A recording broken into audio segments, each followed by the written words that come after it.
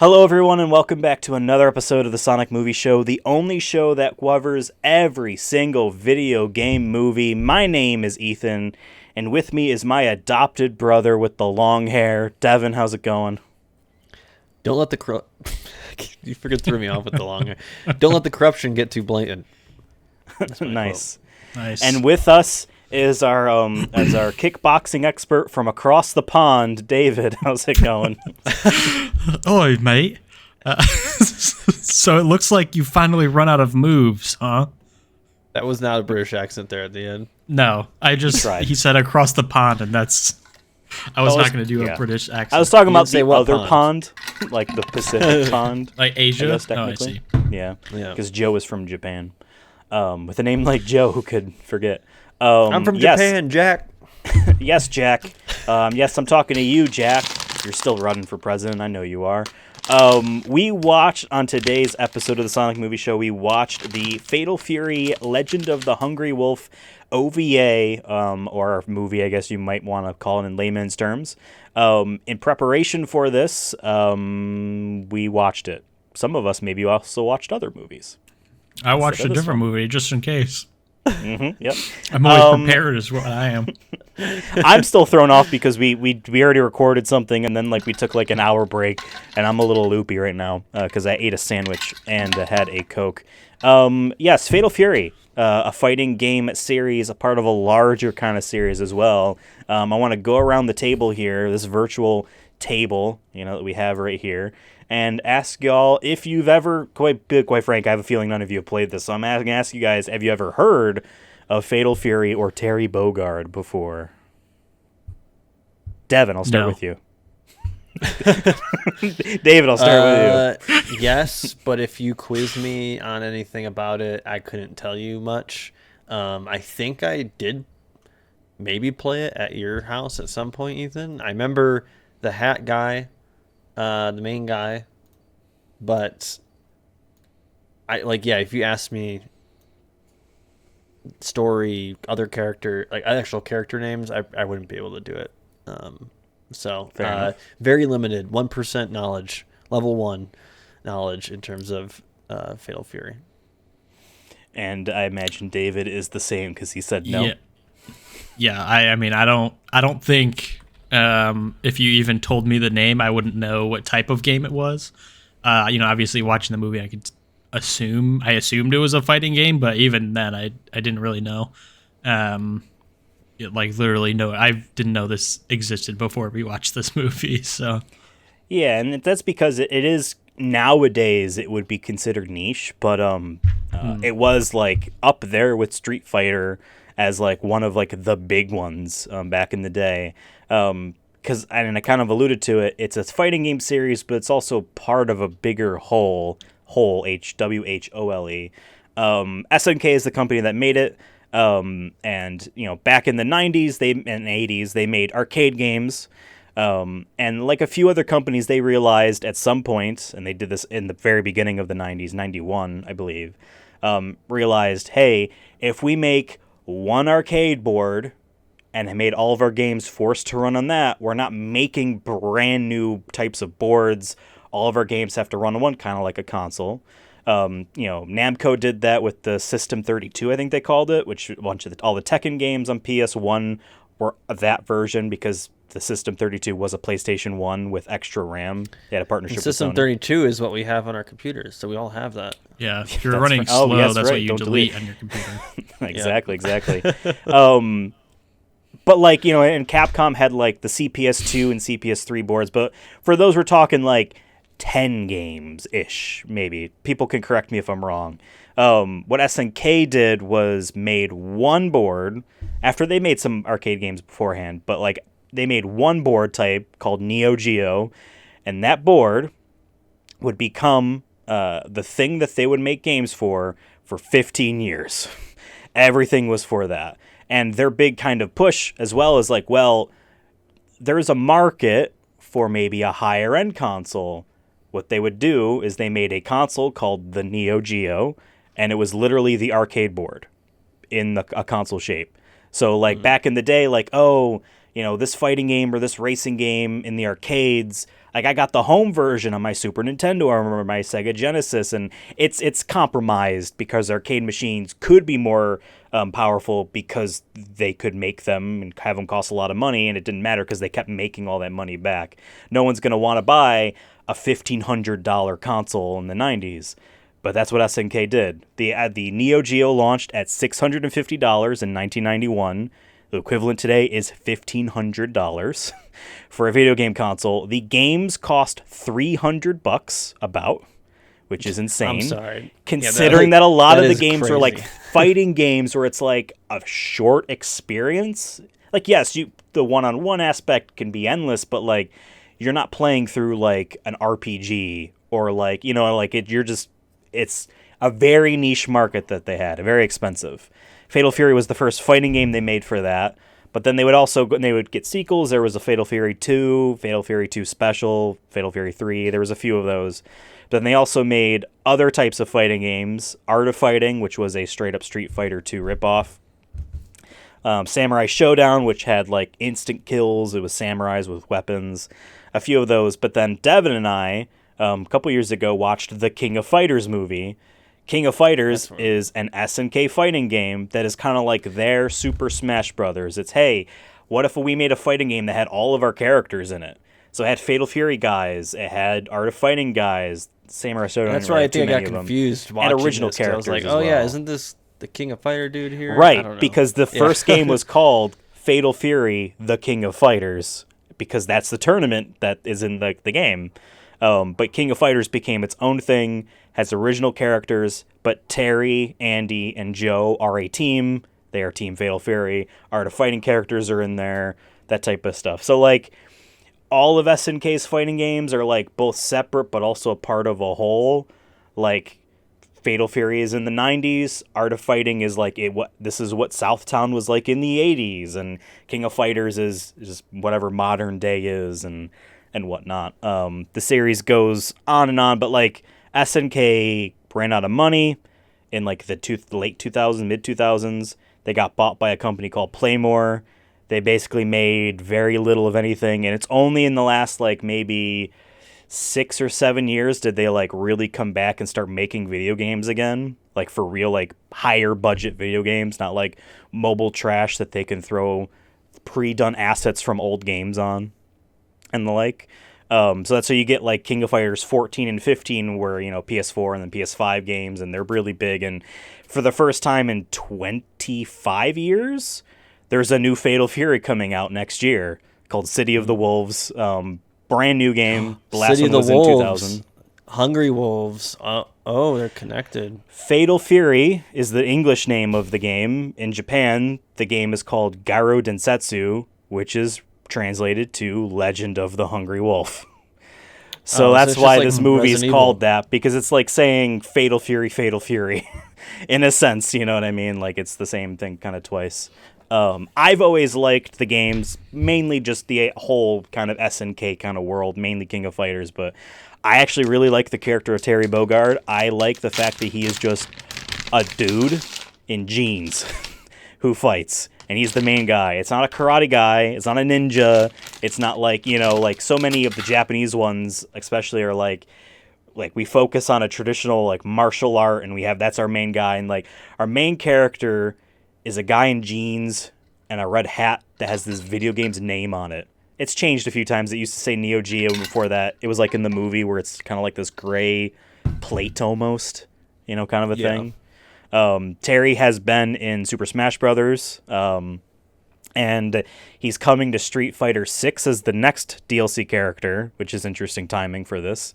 And then obviously there's a new Fatal Fury. So like it's starting to become more of a name that might not be like a forgotten niche, you know what I mean? But that's why I didn't expect either of you to like know this franchise, because they haven't made this franchise. They made some King of Fighters, but that doesn't mean you're going to know what Fatal Fury is. Because the last one was in 2000. Say, even looking at the poster for this game, or it says based on the best thing. Sorry, the poster. I was gonna say I got confused for a second. The poster for this movie, like even like the logo Fatal Fury looks so much like Street Fighters in terms of just like Yeah. has red with like the yellow band in the middle to give it that 3D effect. Yeah, But I yeah. get like that Kind was of a such late. a aesthetic in the 90s, but because yeah, it definitely has that Street Fighter vibe, but also not at the same time, just overall from just this movie. But like, and Right. now remembering King of Fighters too. I know King of Fighters was like painfully inaccurate, Right. um, This was but just definitely in, more accurate. We'll say that. just from what my now it's like coming back to me a little bit what we talked about, but yeah, just interesting. Definitely Yeah. 90s as hell though. Dude in Oh, yeah. jeans in a hat. That's very And like 90s. their characters, some of their characters do like they're kind of classic. Like the main character of King of Fighters, his name is Kyo. He's also a guy in jeans with a jacket. They just stand out and they look cool. And I'll actually say this because you talk about the Street of Fighter thing. The guy who created the original Street Fighter, did I say Street of Fighter? The original Street Fighter, Street of Takashi Fighters. Nishima, left Capcom after that game and made this for SNK. So this is kind of like his Street Fighter 2. And what's important to mention too, Street Fighter 1 was not a it kind of was, but it was not a two-player game. There was a two-player mode where both players played as Ryu. One of them was a red-gied Ryu, which would become what Ken is. But Street Fighter, the original, was you're playing as Ryu and you're going up against a series of strong guys. It's not balanced because it's a CPU fighting you. That's what Fatal Fury is as well. But you can pick Terry, Andy, or Joe, and then you're fighting them. But then in the sequels, all my it's like favorite American you names. can fight Jerry other and people. Joe. Yeah. Nice. And you randomly have a Geese Howard in there. Yeah, he's know, a it's great just funny. character. I will say this because this is a two-parter. There's essentially two OVAs, original video animation, kind of like what a TV special would be, but it was direct to VHS, direct to video. That's what OV is kind of supposed to be. There's two parts. We only watched the first one. That's what this entire episode is, just the first one. I'm expecting Geese to be back in the second one because I know the story of the Fatal Fury games. He didn't burn his body, so you never know. He's a cool guy. He is a DLC character in Tekken 7, and it's kind of fun because that was his big return was in Tekken 7. And yeah, there's just a lot more I could talk about, but I want to keep it nice and brief. I will say SNK made Neo Geo, expensive console. They did port these other games to other consoles as well. Like Fatal Fury was on Super Nintendo, and King of Fighters were on PlayStations and PS2s and whatnot. So they were doing the whole Microsoft realizing, oh my God, our games aren't selling on our console. We should just put them on PlayStation. Neo Geo was doing that way back in the day. Now, we watched this movie. It was a nice short 45 minutes. I think this is the shortest thing we've watched. Like I'm trying to Oh, for think sure. back. This has got to be the shortest thing. If maybe there was one that we've watched that's like an hour, maybe 55 minutes, but I can't think of any. Like I looked at the list and I'm like I don't remember there being any ones this short. Yeah. And because my I think, recollection. well, we wanted to prioritize certain movies early on when we were doing this, and we have this, for folks at home, we have this master spreadsheet of, it's a list of every video game movie that was ever released, and over the 5 years we've been doing this podcast, I've kind of loosened the definition of video game movie a little bit, where at first I did not consider an OVA a movie because they weren't, 120 minutes. You know what I mean? Or weren't, that would be 2 hours. They weren't 80 minutes long or, whatever classifies as a movie. And there's a Halo movie that it's on the list now, but it's technically 5 shorts. I loosened it up a bit. So it wasn't early on our list, but they're on there now. And there's a bunch of these SNK OVAs and I guess animated films we will eventually watch if our plan is succeeded of watching everything on that list for the course This of our definitely lives. was like you said, a direct to video, or I think of the Scooby-Doo, the cartoon movies where they would be maybe 50 minutes, but with commercials and stuff, you're looking at an hour 20 as a kid when you're watching those. Yeah. So I feel like if they did put this on TV, it would feel longer because you would have commercials and stuff in between it. Probably. And there was is a my couple guess. moments where I'm it feels like this is a break right here that Yeah. that a there TV was a fade to station could black do. moment, at least one that I noticed during it. Yeah. I guess because it's my movie, I'll give my overall thoughts first, even though I talked a whole I bunch, think so so. bear with me. I What do you enjoyed think it. about this movie, Ethan? Oh, thank you for asking. Yeah, I enjoyed Five Nights at Freddy's a lot. Oh wait, sorry, wrong movie. I enjoyed Fatal Fury. Before you I was just Go going to say on. I did look. This originally aired on Fuji TV on December 23rd, 1992. So it was made for TV Okay.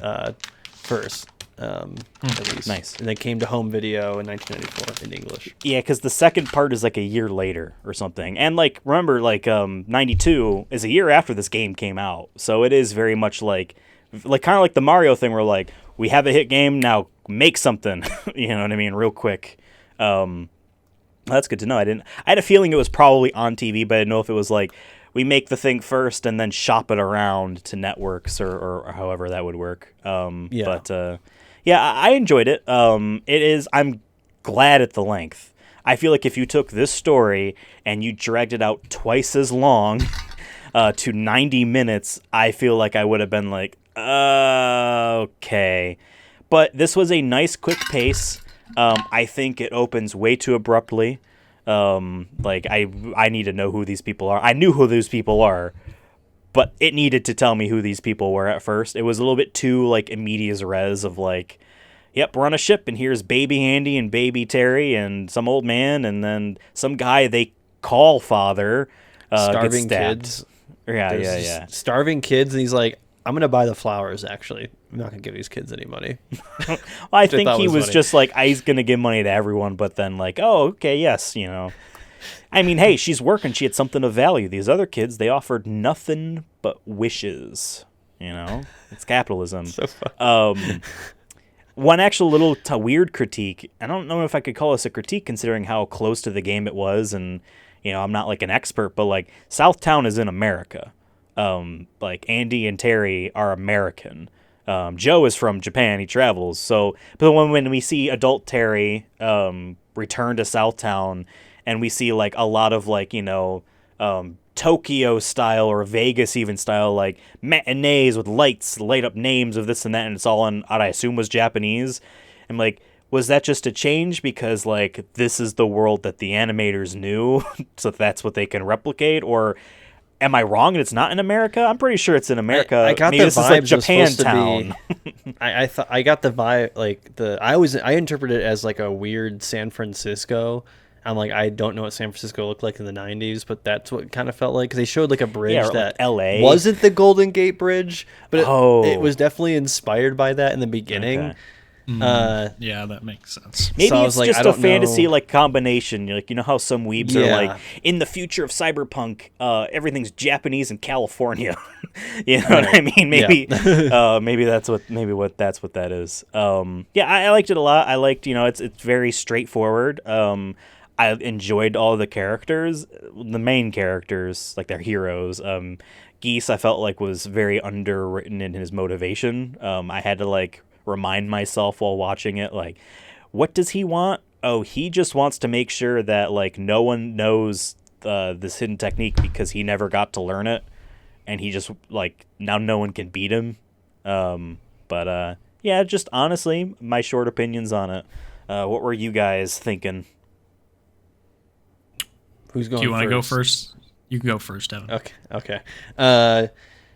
I'll start off kind of going the similar route of Ethan, where saying I think if this movie was longer, we were getting into more of a I'm gonna fall asleep potential. Kind of like how that was my one critique with Super Mario Brothers that we recorded or did an episode on a couple weeks ago, where one of the reasons I feel like it was a D was because it like just dragged out too much, or just had it also, I gotta point out too, I feel like this was, since it was made for TV and whatnot, and it definitely felt like I wasn't the target audience again. I know, same with Super Mario Brothers, where I feel like it was not necessarily kids, but like it's more for younger age, not a soon to be 30-year-old. 12, 13.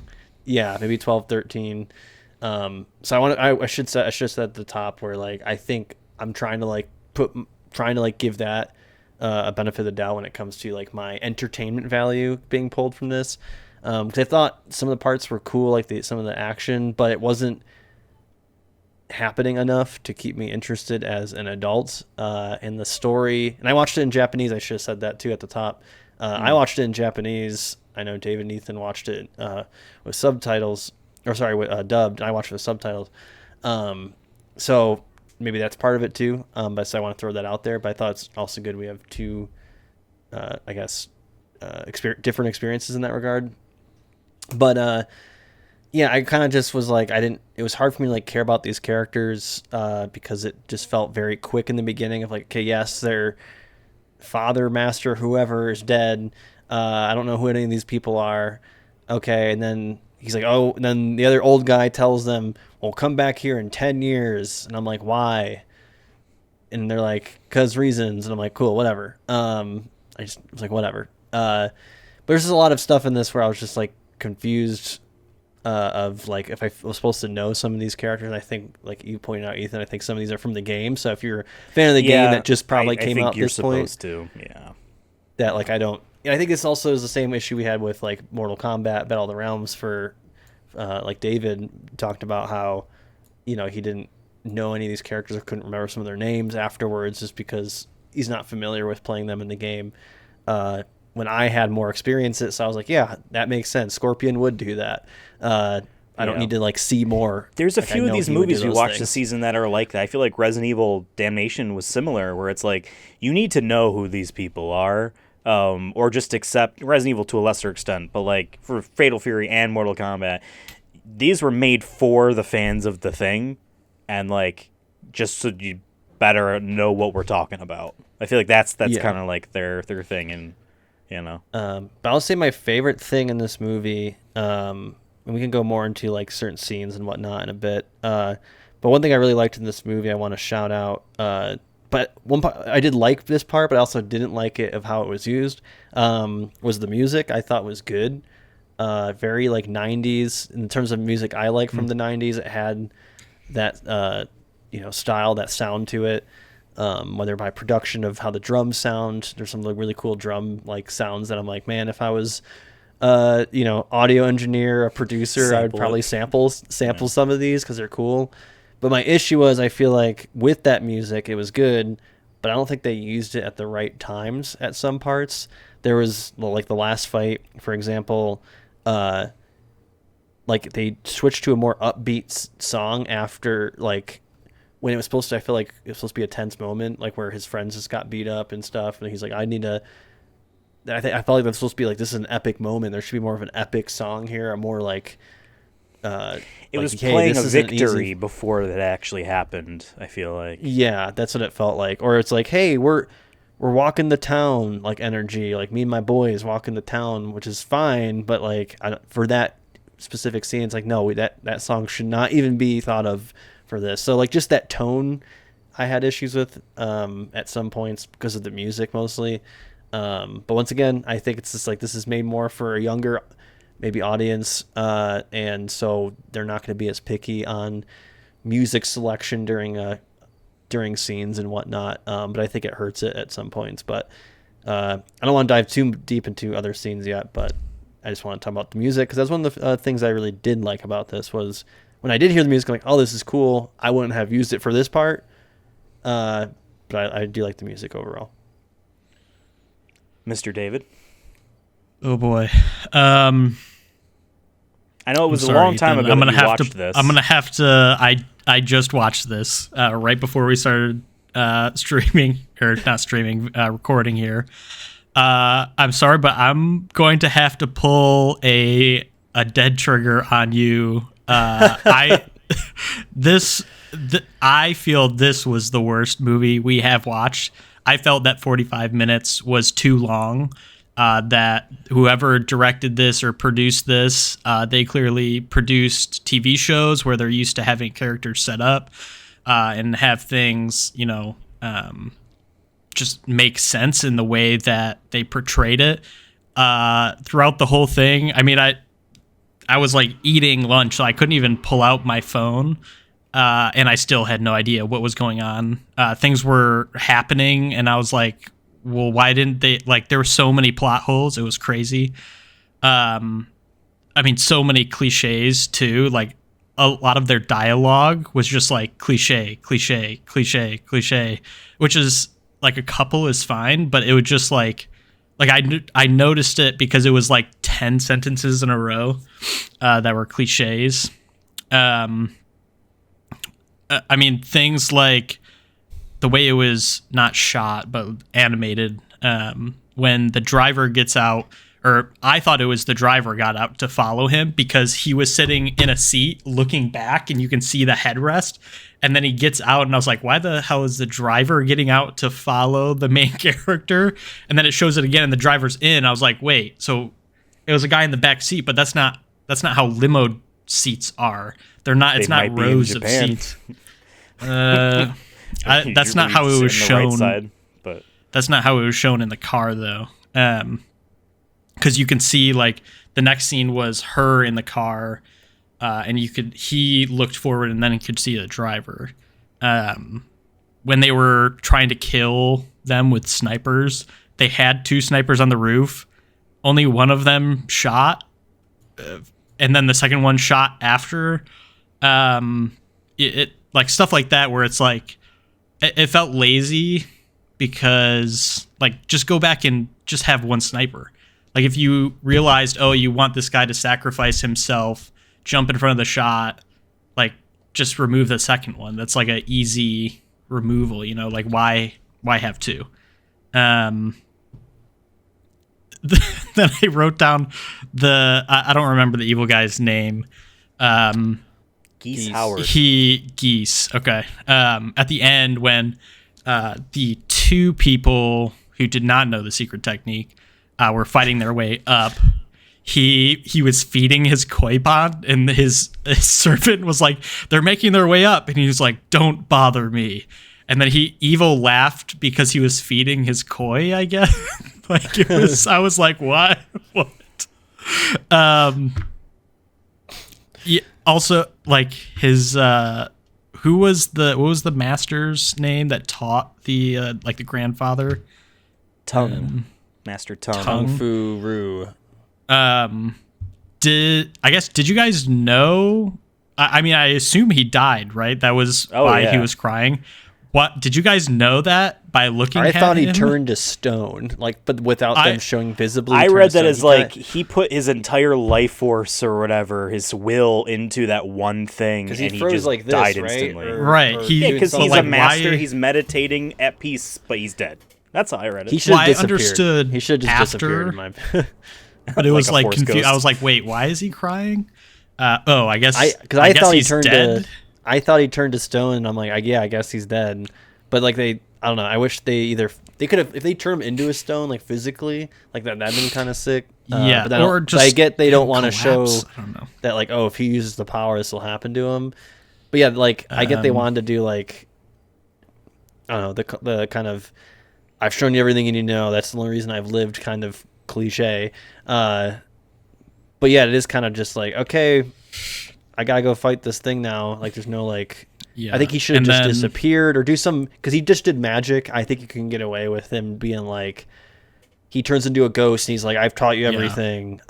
Now it's your time, and then he disappears or something. I think that would have been cool. But yeah, the technique was just like acting constipated with a wide stance. Like there was no like special anime, thing. Though, dude. That's which Dragon I understand. Ball Z. But then so on the other side of that, there was like no fighting. I mean, you saw like blurry movement, but there was no like most of the fight scenes were, he like, I assumed that was a punch. Oh, he's up in the air. I guess he's knocked out now. A lot of montages for fights.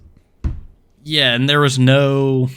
It gave me Dragon Ball Z vibes, though. To be fair, okay, but it wasn't great either. I said earlier that like I liked the fights. I wanted more of it, but at the same time, they also weren't that great. But at least once again, if this movie was longer, I think, and they had the same ratio of fights to dialogue and scenes, I feel like it would have been maybe more noticeable. But no, you're right, where it's like not. Yeah. It wasn't like amazing like stuff, but it might have been a budget thing once again. Half those types of fights too, they come from a budget thing where they're like, how can we show how powerful this guy is, with also not having there be like a whole choreographed thing. We can just show a dude uppercutting and doing flashing lights behind him to show like, wow, like comic books comes from comic books too, where kapow, like that, But that like, kind of thing. I'm just saying I agree with what you're saying, but I wanted to I think no, I know. agree as well. I agree with, honestly, with that, pretty much everything you're saying, David. I guess it just comes to what your perspective and expectations are going in. I've said this many times, where like whatever you walk away with is what matters. So, granted, I guess you could argue some ways it might matter more if, depending on how you went in. But I agree with you. I will say just a couple things. You talk about a lot of the cliches. I feel like that's just kind of what the story kind of is. I think it's what it's kind of just trying to be. For good or bad, things are cliche for a reason, because, and just like kind of like stereotypes, because they were accurate to some instances, and cliches were, useful and iconic even in a sense. In some instances, only cliche because it gets overused. Something from 1992, blah blah blah, whatever. Like, I get, but I'm not gonna disagree. I'm just I'm giving it the thing a little bit of a bone. It wasn't the use of it; it was the overuse of it. As far as like the fighting and stuff, like I don't think this thing had that big of a budget, and I think when it comes to like the kind of format of what an OVA is and a made-for-TV thing, special, I guess, you kind of I feel like this is a different format than even like the Mario movie was. Like the Mario thing that we watched, or I mean, definitely different than Mortal Kombat, I guess, just in budget. But like, this feels closer. I don't know. I feel like this feels closer to Mario than any of the other things we've watched, but honestly feels pretty different in terms of like what its scope and purpose is. It is just a different thing. However, we are putting it within the same kind of conversation and tier ranking system that we are putting the other things in. So I'm not giving it like an immunity or anything like that. I'm fighting for it a little bit here, but like you're not wrong in what you're saying. Like I don't think you're wrong. My opinions don't object too much. I want to talk about too about the art a little bit more, because I think that ties into like the combat and how we were saying how budget and stuff. One thing I noticed, I don't know if I like it or dislike it, maybe not a strong opinion on it, but I noticed that a lot of like the characters, like the ratio maybe would change sometimes of their head to their bodies specifically. It was more consistent to the head being small and their bodies being wide and big. I get it, they're trying to like add muscle. I think there was one part in the bar there where even the people at the bar had small heads with big bodies. Just wanted to point that out. It's just a brawly town, a brawly town of big dudes. But I want to point that out because not that it was like I disliked that. Some points that did feel though like they would change. I'd have to like rewatch the movie and like pay extra attention to it. But I just wrote that down as a note because I noticed it a lot. They wrote lots of small heads on big body. Also, Joe Higashi, in terms of his design, I can't unsee him, and maybe this will, maybe I'm crazy here, maybe I'm wrong, but Joe Higashi looked like Brock from Pokemon, but as an adult. He had the hair. I kind of see that. He had the hair. I guess. Yeah. His fit was also kind of green, if I remember correctly. I liked his outfit in this. I like it better than. I think I just liked his design, but I just saw him as Brock, and so every time he showed up on the screen, I'm like, oh, there's Brock. That's really funny. He looks like Brock. F tier. F tier. But yeah, I wanted to point that out. I'm just looking at my other notes about design specifically. I mean, they did like say. Go ahead. I was just gonna ask, just overall. I mean, maybe I guess I don't watch many animes, but I don't think the art was particularly good either. I think it was standard for the era and the format. This is what a television anime would have been like at that time. I'm not going to say I'm an anime expert. I don't watch tons. I mean, I've been getting more into it since I'm going to Japan, hoping to not feel out of my depth when I go to like the anime parts of town, where I can go to the stores and be like, at least identify one character on the shelf. I mean, I've watched all the animes I have watched are mostly from the mid to late 90s. And I feel like those are a little bit better, but I also agree with what Ethan's saying. I feel like if this is a lower budget, I tried to look for a budget, by the way, I can't seem to find one. I'm gonna guess it's not that much, even in Japan, where they typically can work with smaller budgets historically.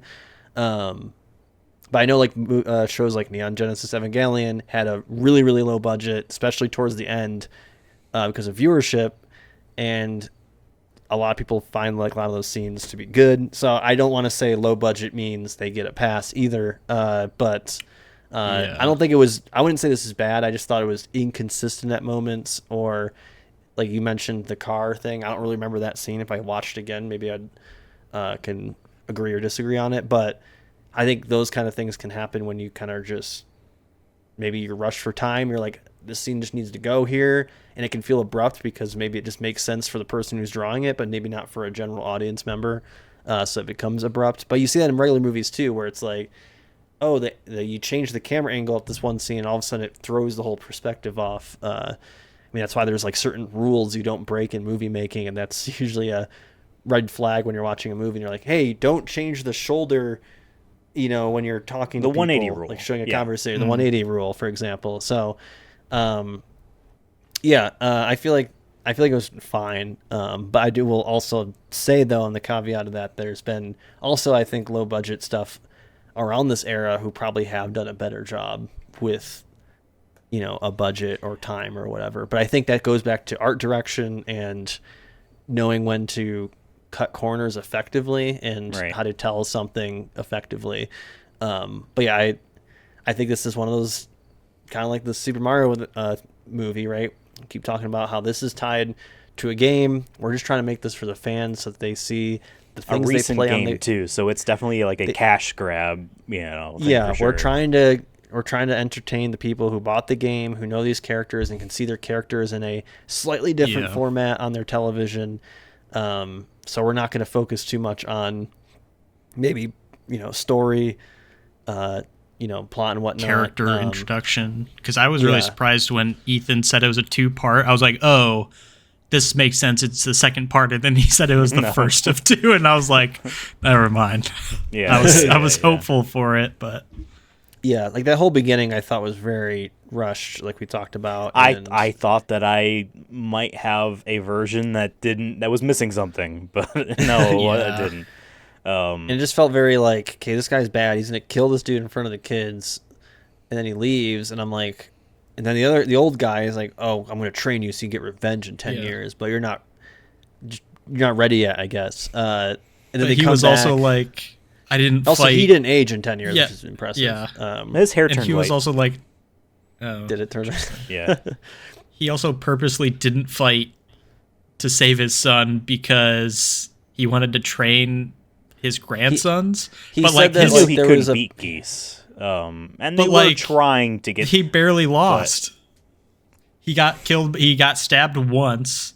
Yeah. And the dad got stabbed once and then punched once. Well, he said, at least in my Japanese version, he said the reason I can't step in was because that would be like there was like some sort of rule of leading the what were they called? There's like they're part of like some sort of like clan or something.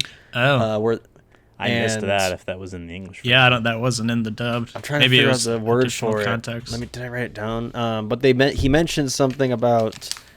And that's where that one power comes from. It's part of like, it's the last untaught one that only if you're the master of this, not clan, maybe it's not the best word I'm using, but school of like lineage of school martial art.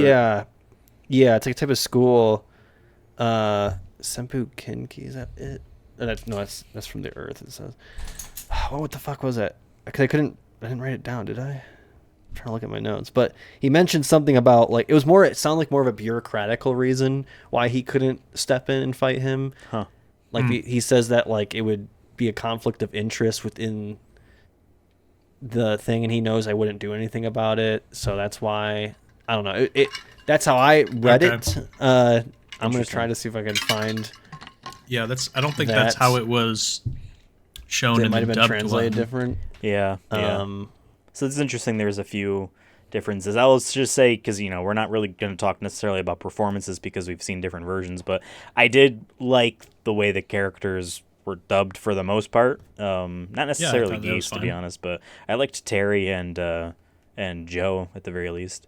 I had no issues with any of the. I will say I did voice find it acting for the funny. Japanese version either.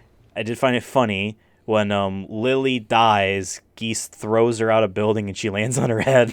It still talks for a little bit. And then before she dying. lives. I wrote that down as That- well. I that was is- like, that was I one love scene that that 'cause really that's pi- just like, what the hell? Come on. But it's like, That hey, was- we need her It was to, all grounded for the most part in the film Yeah. of like what felt like. but it's also realistic. foreshadowing to what the second part's probably going to end with, because I guess a spoiler, in the Fatal Fury game, Terry defeats Geese because Terry goes, I think, to save Geese, but Geese basically falls off the roof of his tower to his death. Kind of like actually Severus Snape in Die Hard.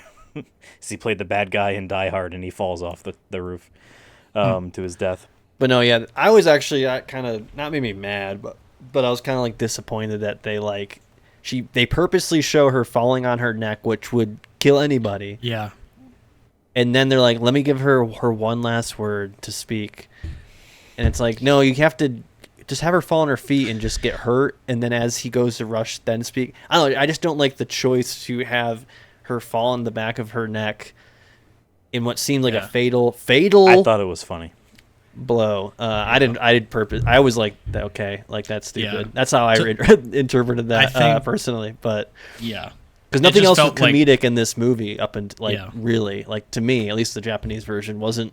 There was no like comedic. Oh yeah, bits. I'm when I say I find like, it to funny, me- I don't think that was their Okay. intent. No, I get no, you. no. Okay. But I was like, oh, this is kind of Yeah. funny that I happened. think it's another two snipers moment of like, just just pick one. Take one sniper out, or don't have her fun. land on her head. Like, don't get me wrong, I did like this, but I definitely feel like it was like, we gotta get this moving. We have no budget to pay you guys for more than a month, so hurry up, animate. Yeah. Um, Definitely felt I, rushed. it's and to find I my guess thing. that's what the way a lot of TV is, right? I mean, Devin talked about his Evangelion show. He talked about Evangelion, and like, yeah, I mean, one of the themes you can pull from that is it's kind of like a mirror to the animation industry in Japan, where like the robots got 15 minutes to do shit, because in a lot of anime, that's the amount of time you get to actually do action, because we don't have the budget. You know what I mean? So like, it's kind of like a parallel. So anime industry is, and even still to this day, to my knowledge, kind of fucked when it comes to paying people and having the money to do anything with that at all. Still to this day. Okay, but I found my thing that I was trying to talk about. It's a certain art school called the Hakio Kasaiken. I probably mispronounced that brutally, but Jeff Bogart was a master of the Hakio Kasaiken martial arts school and the guardian of its secret techniques. Coveting this knowledge, Geese Howard, the most powerful man in Southtown, challenged and murdered him in front of his adopted sons Terry and Andy Bogard. Under the guidance of their mentor, Tung Fei Rue, the brothers dedicated their lives to train the ultimate art to avenge their fathers. 10 years later, blah, blah, blah, blah. So, like, yeah, they in the subtitles, they kept bringing that up a lot, being like, oh, this is the last move of Yeah, this martial that arts was- school. yeah. that was in Okay. ours That as was well. But when they first say like, "Oh, why can't you fight him?" He says, "Oh, because it's like a rule of the art school that I can't challenge him for some reason." Like it was a very bureaucratical, is how I interpret it. I could be misremembering. Maybe I read it wrong, but I also wouldn't surprise me if maybe for the English version they changed it because maybe it didn't work well in Japanese. It didn't make sense to an American. I Maybe. don't know. So Yeah, maybe the maybe it's a translation, combination like, of wasn't clear. both, and yeah. So everything else looked like how you're describing it so far. So maybe it is just a slight tweak in the reasons why he did something. Yeah. Unfortunately, I'm not a master of Japanese yet, so maybe I mean, in the time I text, can revisit it. Yeah. Well, the by the subtitle time translation this probably episode came airs, you first, definitely are. So. Sorry, I cut you off, David. No, you're good. I was just saying the subtitles probably came first and then the dub, right? So like if the translation wasn't good on the subtitles, they probably fixed it in the dub, like you were saying. Yeah. So, but they mentioned it like at least 5 or 6 times. The Hakio Kaisen martial arts school, and like the moves, but he can't beat this one last secret move that's part of this martial arts school for generations. Only so and so people can have it for reasons. And that's why I was just like, okay, cool, sure, why not? I kept letting it pass, but I was just like, I think this is where you would have moments. If this was a TV show where you have 10 episodes that are 30 minutes each, you can maybe establish. But the material that they have to work with isn't enough for that. Right. And then that just becomes to taking something that already exists and lengthening it to, unsatisfying, drawn out times. Because they didn't make this after a few Fatal Fury games, because there's other characters that get introduced in Fatal Fury 2. Has one of the more famous video game female ladies in terms of her attractiveness. She's a 10, right? Or whatever. She's a 10. Laura Croft. I would say so, sure. They introduce other characters, and then obviously when we get into King of Fighters, Terry and all of them are a part of it. Their stories are kind of done, but they're still like a part of that kind of game. So like, but what we have to work with for this movie is the very first game, which has 3 playable characters, a few characters to fight against as a single player game, and Geese at the end. So like, I don't think they had too much to work with. That doesn't mean that they couldn't make things to work for it. I'm not giving it an excuse, but just kind of saying, like, if this came out much later, well, they could have made a longer. This might have been the first 30 minutes, the first arc of a longer Fatal Fury movie, because after Geese dies, Geese has a son, and Terry adopts that son named Goose and raises Rock Howard. So there's more to work with, just it wasn't at the time. Yeah, you wish it wasn't rushed. You wish this was a more put together, like rushed to start and rushed to finish. Yeah. Like I am disappointed in our overall agreement that like, hey, this wasn't the best. I will say I had a fun time though with it. It was a little flashy in a dated 90s anime kind of way, and I like the vibe of the environments, the characters. I like all of that as an aesthetic, you know what I mean? And I have a little bit of nitpicks. I think Terry in this movie is way too skinny. Which is kind of funny because like those later appearances in the games, he's way too bulky in my opinion. Like I feel like they don't really have a great middle ground for that character in terms of his physical appearance. Well, but again, that's just some boxers. Sometimes you 250, sometimes you 210. It just depends on the weight class, the weight limit. Yeah. And if it's the off season, you let the calories come in. I will say this though.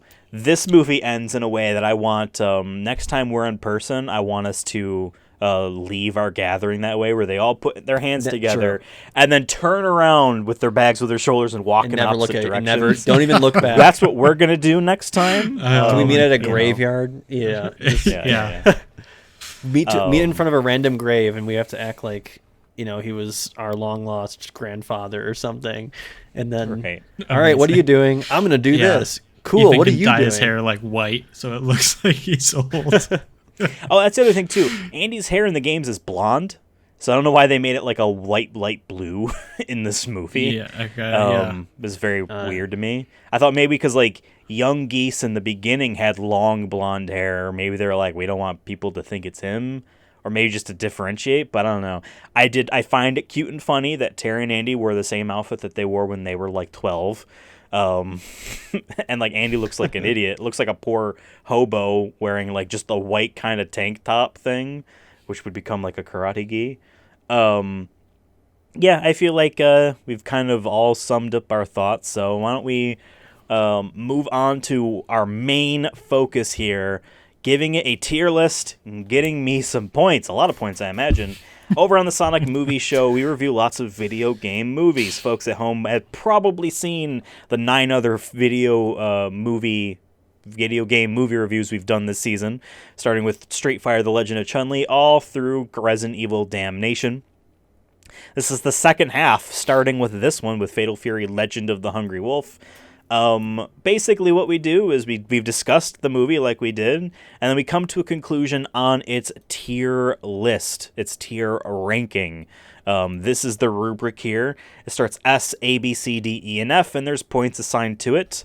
And what Devin loves to do, his favorite part of every episode, I look is forward in to it 3 every minutes time. or less, he describes each of these tiers, starting now. Welcome, everybody. We have a tier system here that I think is pretty straightforward, but we'll explain it anyways. You got to remember, too, that this tier system is on a curve for video game movies specifically. So an S tier movie you might see here, you might think it's just an average movie, and that's okay. This is just for video game movies. We grade on a curve, and that curve sometimes changes over time. It's just the sake of keeping us going here. So S tier, we have a couple movies in there, including Sonic the Hedgehog 2, our namesake. We have Detective Pikachu and Prince of Persia: Sands of Time, and we had a couple this season too with Gran Turismo and Tetris. So S tier films are superior video game movie films where we really have no critiques. They have that extra little special sauce that gets them out of A tier, which is our next one. We have movies like Sonic the Hedgehog. We have Street Fighter, the original one there.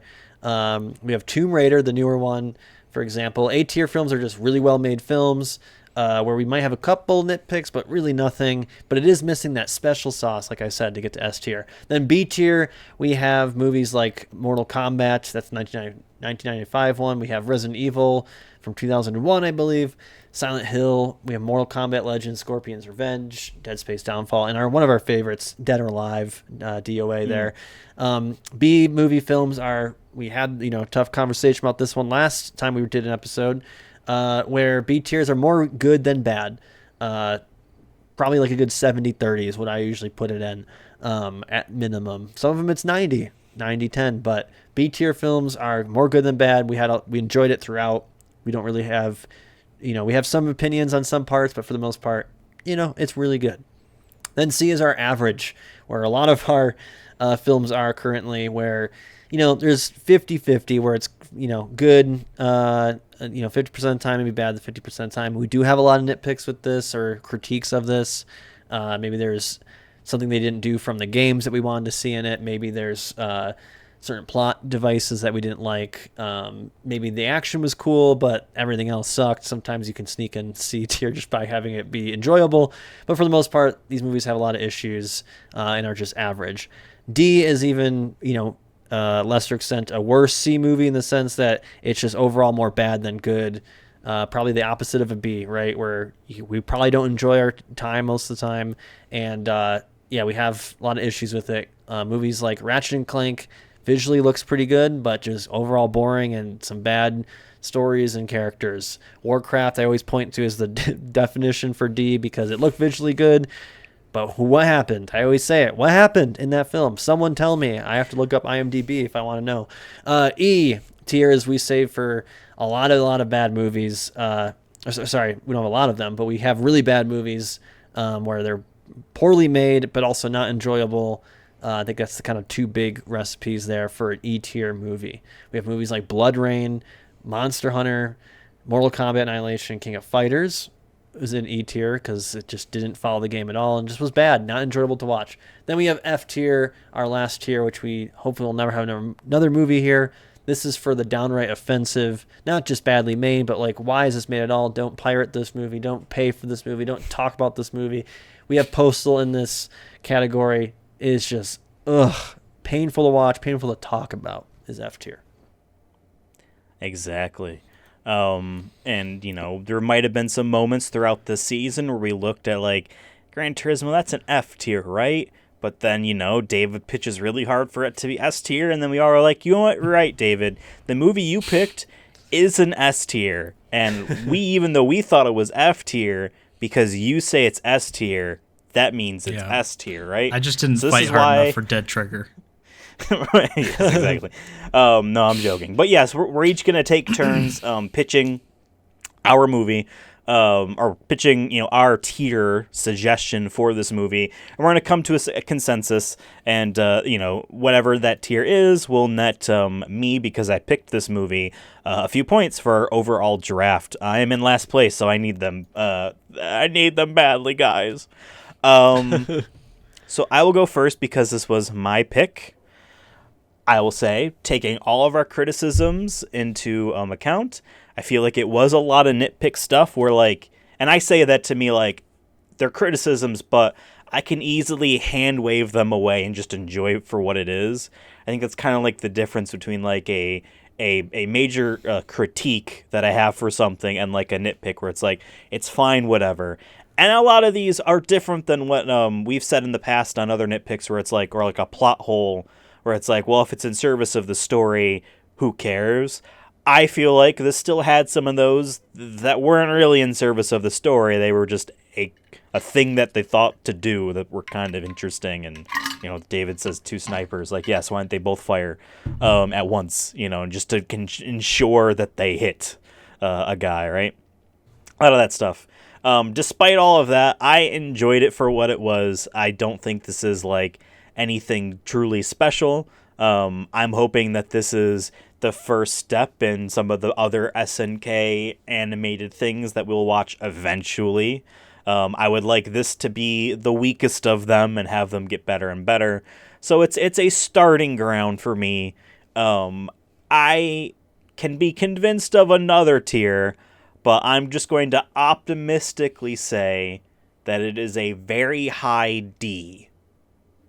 But I could be convinced of a low C. I know David really wants it to be in the C tier.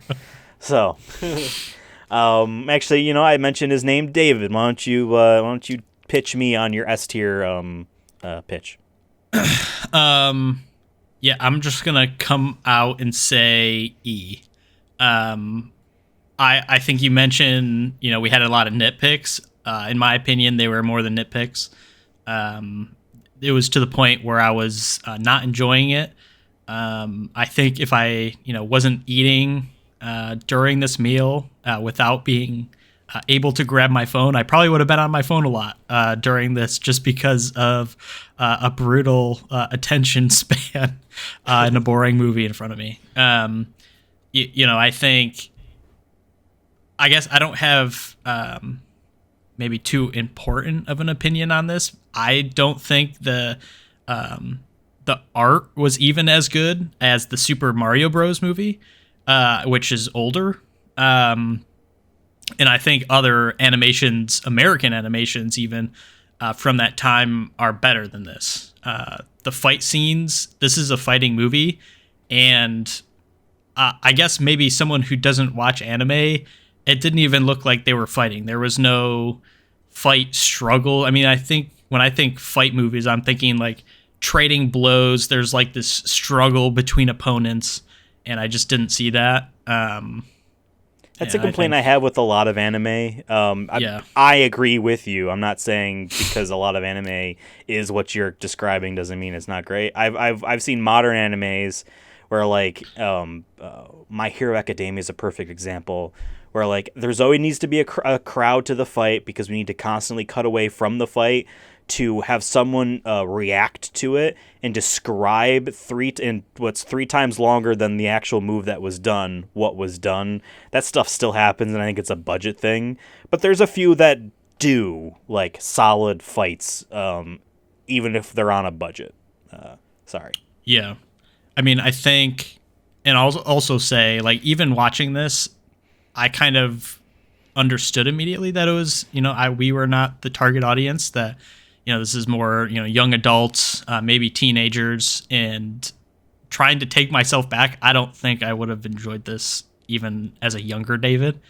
And then my last point, I know you guys mentioned budget. We don't know what the budget is on this. And at the same point, we, like, unless we are going to be using budget to, like, calculate, this had a bigger budget, we need to multiply our scores by this, like, we just got to rank it how it is. Doesn't matter what the budget is. If they didn't have the budget, they didn't have the budget. It's just something to keep in consideration of, like, well, they can't move mountains, they had 3 pennies. Yeah. But you're right. The same thing like Excuse I was noted. saying before with the scope of what it is. We are still comparing Yeah. it with things that are of a higher scope. We can't give it immunity. You know what I mean? We're not Yeah, giving yeah. it the invincibility star. But I know Devin really thinks this is A tier, but I don't know. We'll see what he pitches. No, I mean, going into this conversation, I watched a couple days ago and took notes, and I'm trying to remember the fight scenes. Like I did talk about how I feel like they, used a lot of the classic, almost comic booky sense of using flashing lights with like a slow mo shot, because that's also it saves budget. But yeah, I also agree we shouldn't use budget as, a way to necessarily defend a film, but at least put it into context, because I mean, we've watched movies that have low budgets that are actually pretty good, and like we're like, oh man, if this had a bigger budget, that scene could have even been better. Like I think that's where I would like to use budget in the conversation, right? Where it's like, yeah, like, oh, this was really cool, man. If they had just a little bit extra, couple extra millions of dollars to make this set a little bit cooler, maybe it would have been better. Yeah, I going into the conversation, I was in between a D and E, maybe a low D, high E, just because I'm looking at the other movies on this list too. In terms of being memorable, I feel like give this movie a year, we won't be able to talk about this movie like really like what outside of like the girl snapping her neck and a dude turning into stone to death. I don't really remember. Like I don't know if we'll remember too much what happened in this movie, and this movie is short. I think if this movie was longer, this would be an easy E. I think that it'd be no problem in E, in my opinion, just because I'm assuming the ratio of quality would still be the same. But at the same time, I don't want to give a benefit to a movie just because it's short either, because I don't think that's fair to movies that we've watched that are good, that are 2 hours. You know what I mean? Where it's like, oh, this would have been even better if it didn't waste more of my time. Here's a good way to putting it. This is such a weird tangent, but I was looking at photos of Republican Congressman Matt Gaetz, and his face is full of Botox. His face is full of Botox, Okay. right? And I'm like, wow, ugly as fuck. Why did you do that to yourself? I didn't think you were ugly. You're a shitty person. Now you visually look like you're shit, right? Jeez. And me think of like, oh, I had a manager once who she got a little bit of Botox and it's very noticeable. I'm like, you're like 35. I thought you looked pretty good. I don't think you needed this. Not my opinion matters, but I'm just like, oh, that looks a little worse now. Had me realizing like, oh, I don't think Botox always looks bad. I've never seen any good Botox. Then I realized, which other people probably have, I have never seen good Botox because I've never noticed that it was Botox. It was hidden. Right. It was good. I only noticed the bad Botox because it's done badly.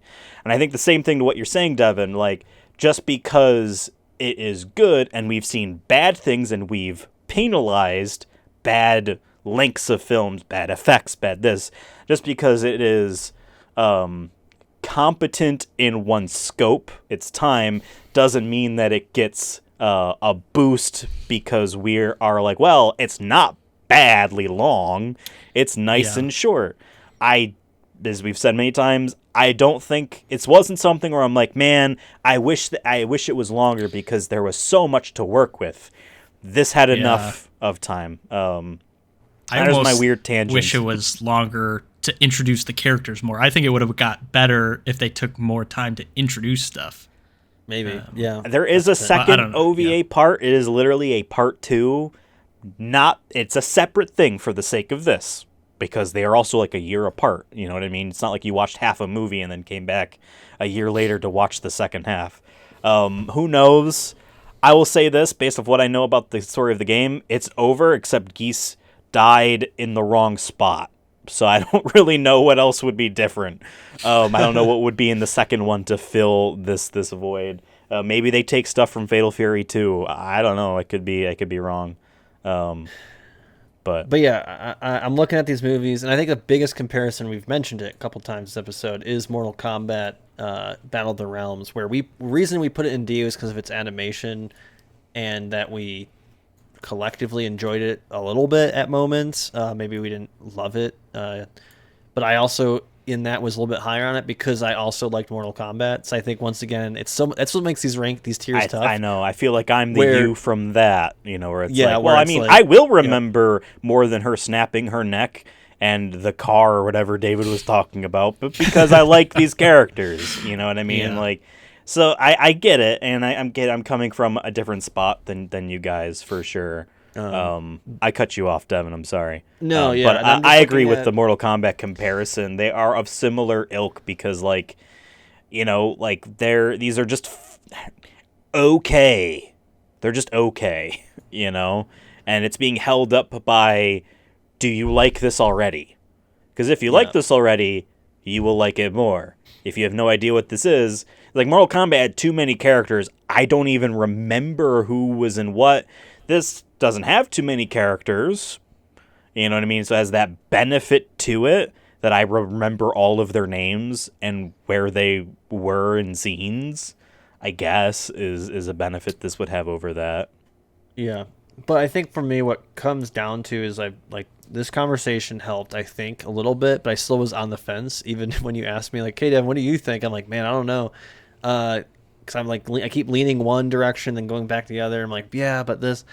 But I think if we're being consistent and fair, I think looking at Super Mario Brothers, The Great Mission to Rescue Princess Peach, we have, I feel like going in watching this and our discussion has shown me that like both these movies are very similar, where we all understand that this is made for people who enjoy the game that it's based off of, and also probably a little bit younger because it's going to be on their Cartoon Network on TV. This isn't made for the adult to go buy at Blockbuster or whatever at the time, Radio Shack, you know what I mean? Probably. Not saying there wasn't adults who watched this, but it just seems that's where this movie's been made for, where it's like, hey, the adolescent teen, for sure. The adolescent teen who likes video games, who happens to like Super Mario Brothers or, Fatal Fury here. I feel like that's, to me, the closest comparison of what we've watched. And I'm looking at the other movies, too, and it's hard for me to pinpoint it to another one of these because a lot of the ones in D and E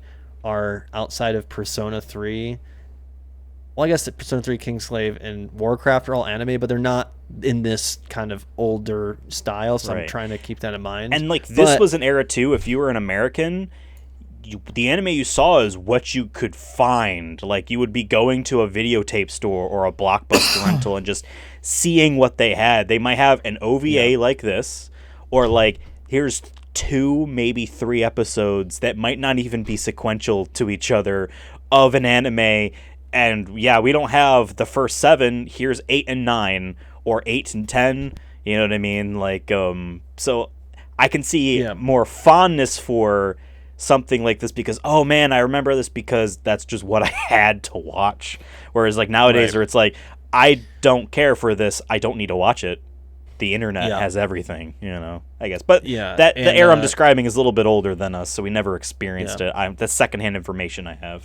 Yeah, and I think David made a good point too, where would younger David like this? Probably not. And I think younger Devin would not like Super Mario Brothers or Fatal Fury: Legend of the Hungry Wolf. But I'll say, compared to Super Mario Brothers versus this, if you told me you're holding me to gunpoint, so you got to watch one of these again, I'm probably picking Fatal Fury. Not because it's short. Really? Not because it's short, but because it's more of just has a little bit in there of things I do like in anime and whatnot. Super Mario Brothers was much more in the Tom and Jerry comedy. I mean, it's fucking weird, which I appreciate for it being weird, but But I grew up watching Dragon Ball as my kind of Japanese animes that I was watching. I watched that in Gundam a little bit, in Zoids. Which I don't think was in Zoids. Oh my god, we said at the same time. I used to wake up at 5 a.m.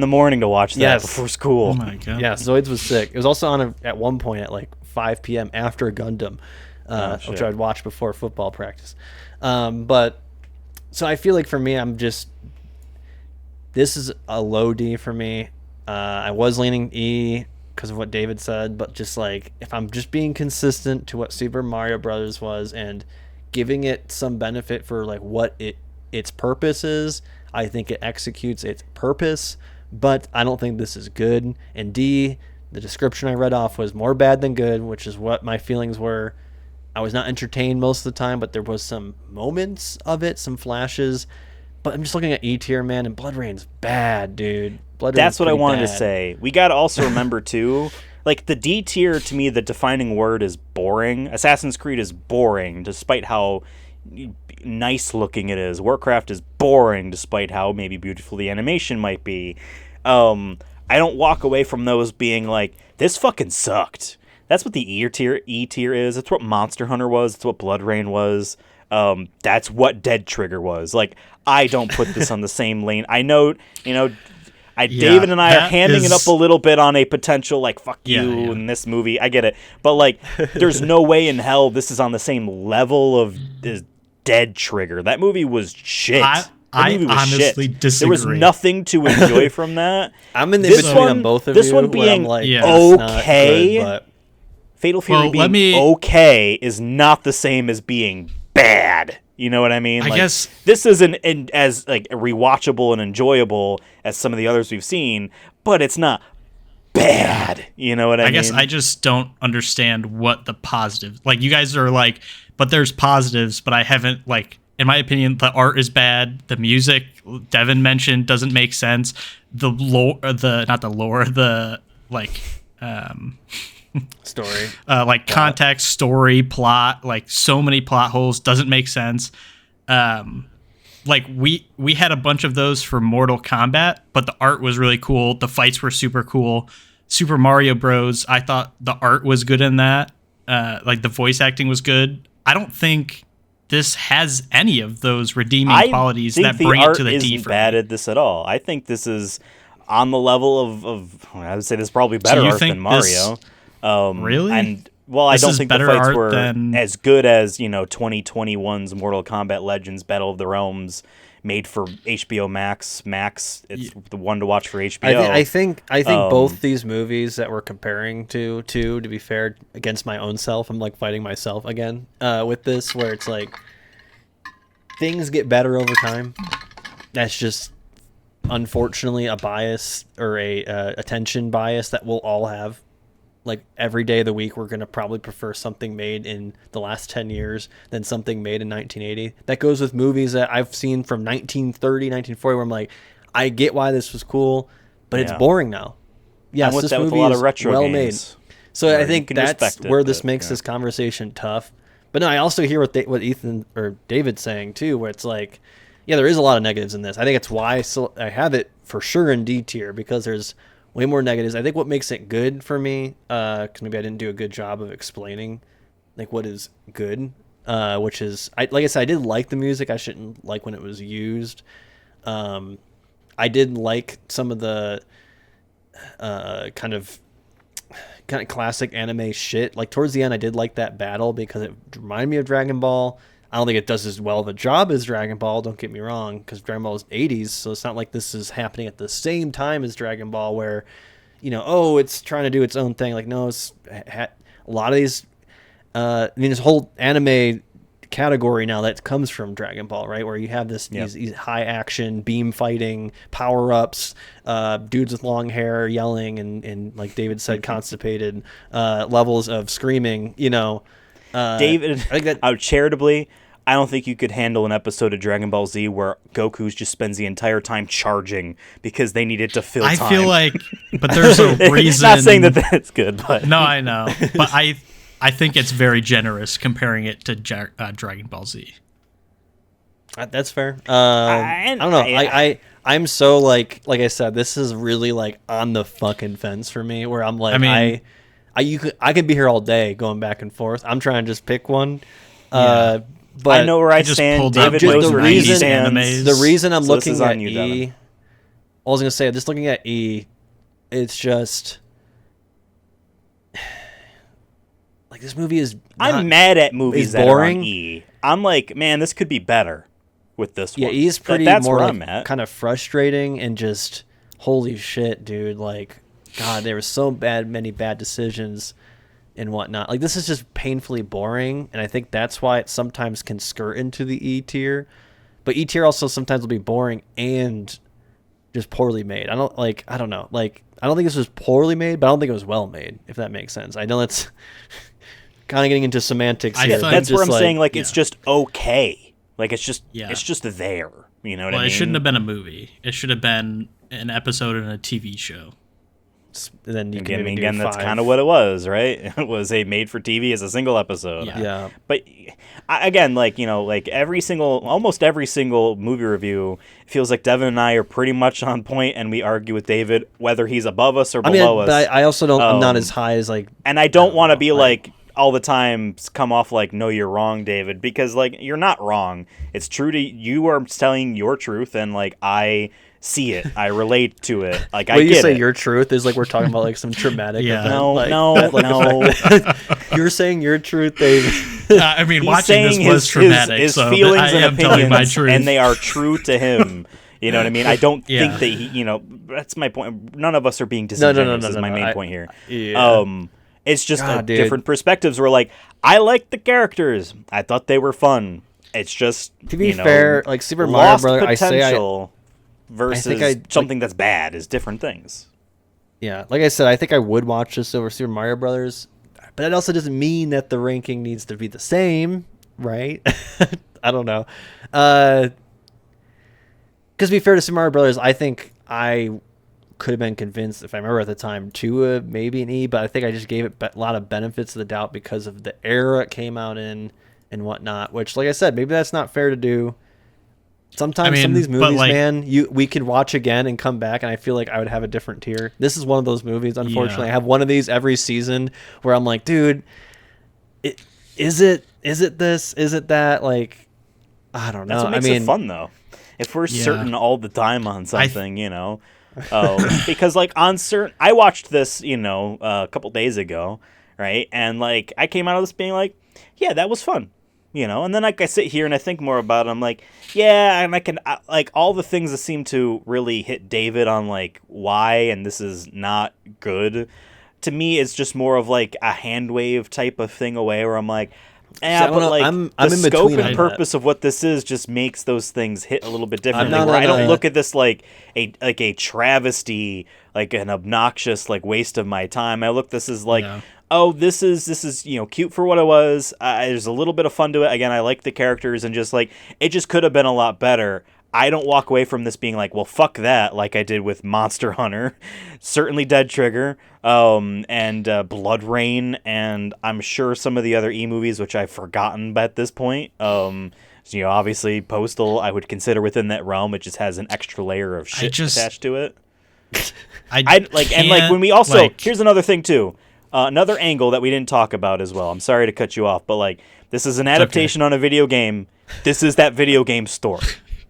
And sometimes a lot of the E-movies, they don't do the video game story. You know what I mean? I'm not as picky on that personally. I want a good movie. I don't like even the Resident Evil movies we all put in C tier. Like we stopped giving a fuck about like that it's just in name alone. To me, is like if those movies were just straight up had great stories that were all cohesive, I think those movies would be in the B and A tiers potentially. The reason we knocked all those movies down, I think, was more just because like not saying it isn't an element that we can't add to it. I just say personally, when I rank these, I do not give really two shits about how much it's tied to the game as long as it's entertaining.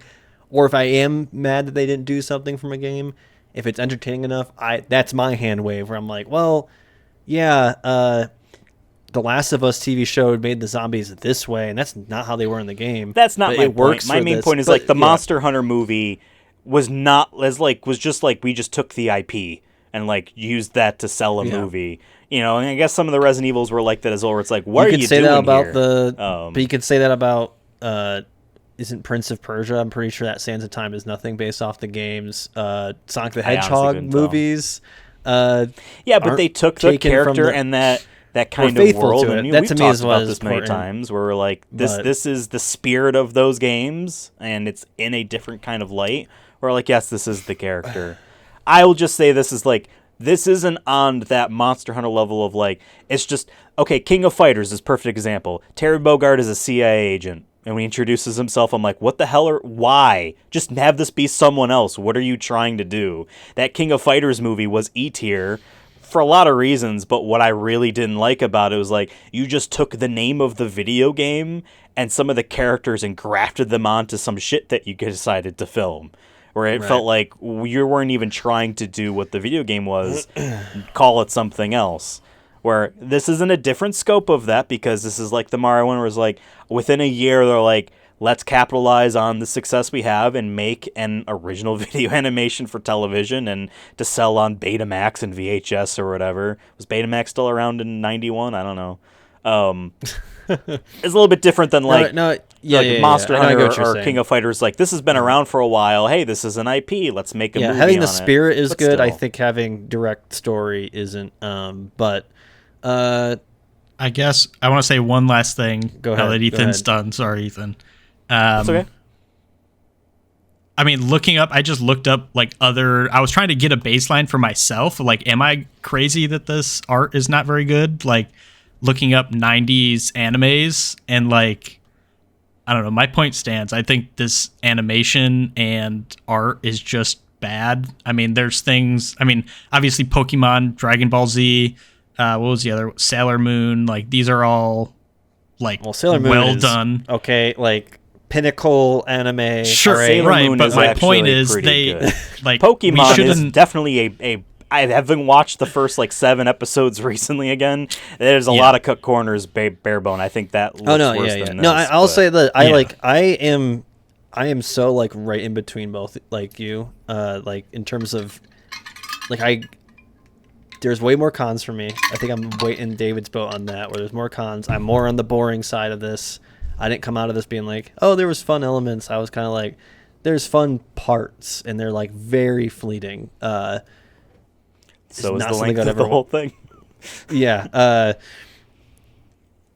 And on one hand, I hear Ethan where it's like E tier belongs for these are bad. This is, maybe frustrating to watch. And it wasn't that for me when David, I think it was for him. So for me, like, that's where I'm like 50-50 on that.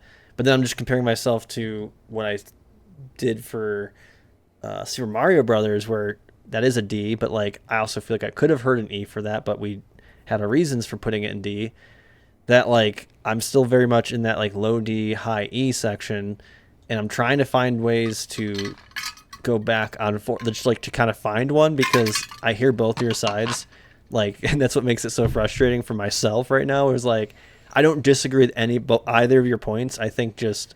it's kind of a preference where like it's just like, what do I go with? And I'm just like, man, I've said every argument I can. I don't know about that's what I'm David, saying. I don't know if I but- think this is just I hate being the one that decides because I don't like that pressure. But it's like, but to be fair, some of these D movies are bad too, man. Can you like- read out the definition? Is there written out definitions for Maybe we E? never should add written them definition. down. Because Uh, because I guess E in my mind was like, if there's redeeming qualities, it was like 1 or 2, where D had like pretty solid redeeming qualities, but still bad. Where like What I would say feel like for the this is tiers, fewer. to do a sped up version of what Devin did before, and again, this is on a video game movie curve still. A lot of these, Bs might be Cs if they were against regular movies, but like the difference between S and A, they're very solid films, but can we S skip has to D and E? has something special in it.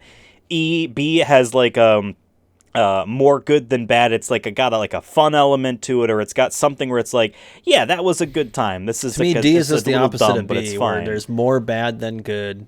Like I'm saying, like minimum 70-30. To me, D is boring. D is like, but also wasted most of the time potential. boring, yeah. Whereas Assassin's Creed E is was like, well made but boring. Warcraft was well made but boring. But I don't think this is a well made but boring situation either. I think this is a little bit down, even more so. But I don't know if it's so down that it belongs in. with its peers down there. Yeah, That's let me where I'm ask at. you- That's where I'm at. Because like again, let I me don't ask you- disagree with David. I'm not like, no, you're wrong. My opinions are opposite of you. It's just the different extents of how much I agree Yeah. with him. And David or Devin said it's just down to preferences, where it's like, I just don't think this is as bad as what would become its peers in E tier. I think this is in that D tier of like, this is mean- just okay and fine, and it's like there could have been a whole lot better to it. But I guess so. We just ranked Resident Evil Damnation, and we ran into a period where this is B, and one of the arguments was, oh, I can't put it in C, or one of the points maybe was, look at all these movies in C. So I think we need to be careful about that, because if we put this in D, all of a sudden that raises up D, right? Like, it's much harder to put things in E when this is in D. Yeah. Well, I mentioned at the top, the curve does change over time, I think. It's tough. I mean, yeah. And I would love to one day revisit some of the older movies that we've watched, especially with David, if he's down. And I wouldn't even be against reevaluating what tier they might be in, because, some of these decisions for what a tier is for some of these movies. Because, at one point, we didn't do this from the beginning. There was that point where Devin and I were like, okay, where do these belong? Off and we the had top to of our kind dome. to do that to be a fair, little bit. To be because fair, we didn't have a tier list on the that. third episode of the podcast where we watched Detective Pikachu, gotcha. which was less of a review and more of like, hey, this is a live action but with animated characters video game movie, just like Sonic will be. So this is why we watched it. So I mean, I get it, but it's like there's a reason why we didn't do a straight up ranking on everything. We did these general tiers. And I actually do agree with you, David, that we need to be careful on what we define these tiers at. Maybe we do need to write them down. Might actually help Devin when he reads them. Yes, because I'm trying to remember all the but for adjectives me, I've used. Before this season, whenever I would read the stuff out, I want to say A is amazing and or whatever, but like C is definitely there's equal good and bad. I could go either way. D was always, this is boring. Because a lot of the movies that we put in D ended up being boring, wasted potential on something. F was always just offensive. It's basically E with an extra layer of skin on the top. You know what I mean? They're basically, Postal would be an E movie if we decided not to have the F tier, right? It's not like that much worse. It's just offensive. But E was always like, this is just dog shit. Right? Like, this is we just didn't have like shit. a dog shit tier. I think when we first started doing it, we kind of just Right. like, it was bad or good, and it was just a 50-50 thing. And you know what? That would be. I mean, that's why a lot of movie review sites and whatnot just do we recommend it or not? Thumbs up or thumbs down? But it's more fun to do a game out of having them tiers. You know what I mean? So that's just the lot that we're in. But fine. Well, and you know what? We're arguing, between E and D. None of us are right. Let's just bump it up to C and move on. All right. Well, I'm trying to play that median because sometimes that's I feel like the job of the person who's third sometimes is like, if they are on both sides, you got to play the median. I remember Ethan was saying he at most was a high D on this. And I don't know. And I think David has said, argued myself down to being, just not in a high D, just in D in general, Because, I was a low I've walked D, into some of high these where I'm E. like, I'm thinking this. And the more we talk about the thing, I'm like, maybe I'm not all that right. I mean, I can be convinced of other things. And I've never, walked into one of these pitching things where we each pitch a tier and being like, okay, I'm going last. I don't want to be like an idiot who said it was B when everyone's saying it's D tier. I don't want to look like that, so I'll say C or something. I've never done that, but I might have walked into an episode thinking it was a B tier and over the episode be like, actually, maybe not. Or the opposite. Like, I think both of you convinced me on the S tier for Gran Turismo and Tetris, when at the time I'm like, not just saying it's a recency bias thing, but these were movies from last year, and we got him, I honestly, it was kind of like similar to what David was saying about like D should mean something, E should mean something. We can't just, move stuff up and down based off, whatever. I don't know. But, so I can get it either way. And I feel like, Devin, we've given you enough time to stall. What's the letter? You are deciding now, because David and I'm just going to be consistent with how we've ranked collectively. I think to make sure it's consistent, I think it's got to be D, just because Super Mario Brothers was D. But I'm right there with Dave, where I'm like, I am dipping my toes in that E pool holding this movie, because like I said, I think if it was longer and it kept the same ratio of quality in terms of just like either not explaining some characters or just relying on you knowing some things, then I think we would have been easily in an E tier. I think, like I said, it doesn't necessarily always benefit a movie being short or long or whatever, but I think in this case it does help that this was shorter. But I really I was wanting to put in E2 at one, like I was going back and forth our whole conversation. So I don't know. I'm just going with because the closest comparison I can do right now in terms of all the things we've critiqued it on, both good and bad. The closest I can get to Super Mario Brothers. And will say this: I was also a little bit higher on Dead Trigger than Ethan was. I feel like we've watched plenty of worse movies than Dead Trigger. I think I just watch regular bad movies in general a lot, and I feel like Dead Trigger is just badly made and not in a satire kind of way. But I wanted to bring that one up because I feel like it was our first E on our list, and I'm trying to help David out more of like why I think me and Ethan were E on it. Yeah.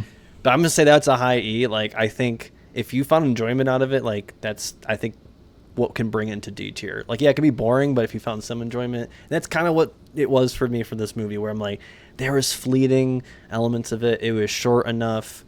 There was some comparisons to, that era of Dragon Ball Z and whatnot. But there's a lot of critiques of like the art isn't also that great.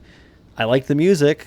I'm glad. I'm rather the music be in the wrong place but good than be bad music and be in the wrong place. So like those kind of things that I was trying to keep in mind, because I feel like E tier films have really nothing redeeming for them outside of that. But I will say this: there's movies that earn the D tier that like one of us enjoys more for whatever reason. Yeah, and it doesn't always fit. It will never always fit perfectly, but I think I would rather us compromise. We might find on a rewatch that we might actually think Warcraft is better than D, because you know what? Who gives a shit? And maybe then, it but no, it's I all think a the goal should subjective always thing be to the time in which we've made these opinions, right? Yeah. So I was just gonna say this, like to me, it's also collective. Where like if we were in a writer's room trying to, give people like what we think this movie is, I feel like D is still a fair D or E. I think would have been fair. I don't think there was like.